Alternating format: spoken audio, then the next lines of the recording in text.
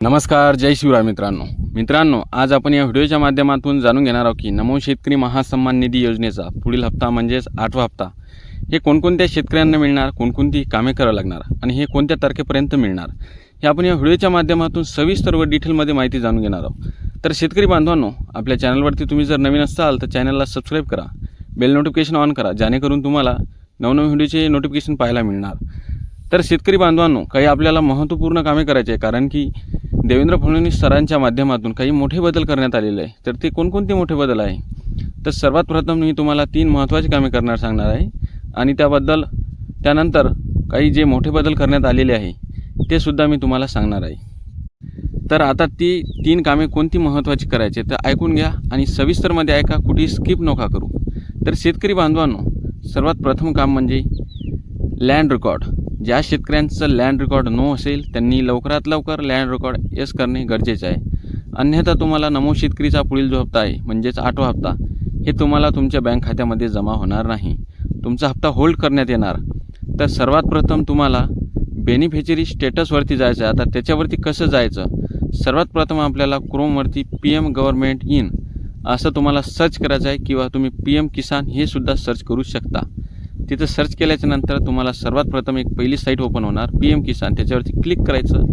त्याच्यामध्ये गेल्याच्यानंतर तुम्हाला 8 ऑप्शन पाहायला मिळेल, परंतु आपल्याला त्याच्यामधून बेनिफिशरी स्टेटस हे ऑप्शनवरती क्लिक करायचं। तिथे क्लिक केल्याच्यानंतर तुम्हाला तुमचा आधार नंबर किंवा मोबाईल नंबर, जे रजिस्ट्रेशन असेल मोबाईल नंबर तोच टाकायचा, किंवा तुमचा आधार कार्ड हे टाकल्याच्यानंतर तुम्हाला तिथं एक कॅप्चर टाकायला येणार आणि ते कॅप्चर टाकल्याच्यानंतर तुमचा जो डाटा आहे म्हणजे तुम्हाला नमो शेतकरीचे किती हप्ते मिळाले किंवा PM किसानचे किती हप्ते मिळाले हे तुम्हाला तिथं पाहायला मिळेल।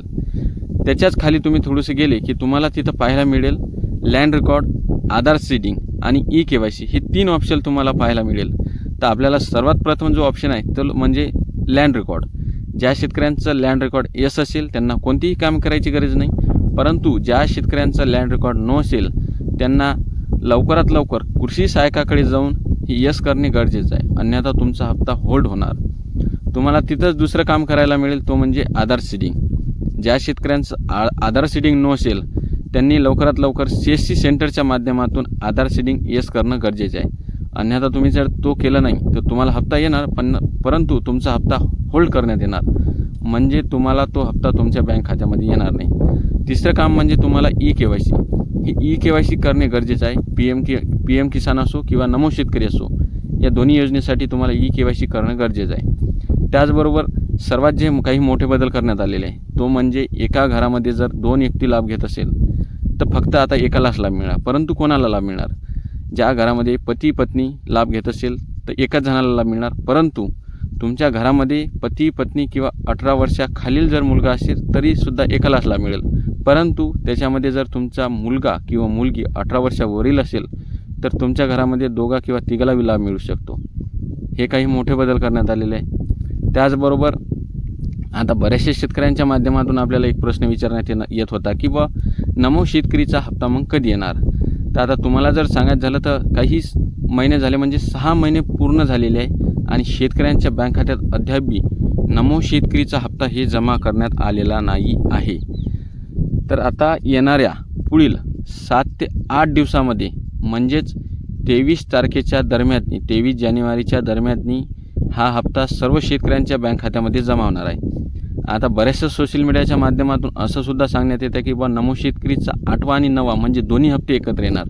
असं होणार नाही, फक्त नमो शेतकरीचा 8वाच हप्ता हे शेतकऱ्यांच्या बँक खात्यामध्ये येणार, दोन्ही हप्ते येणार नाही। फक्त शेतकऱ्यांना 2000 रुपयेच मिळणार आणि लवकरात लवकर हे जे काही कामे मी तुम्हाला सांगितलेले आहे महत्त्वाचे, हे लवकरात लवकर कामे केले तरच तुम्हाला हप्ता मिळणार, अन्यथा तुम्हाला हप्ता मिळणार नाही।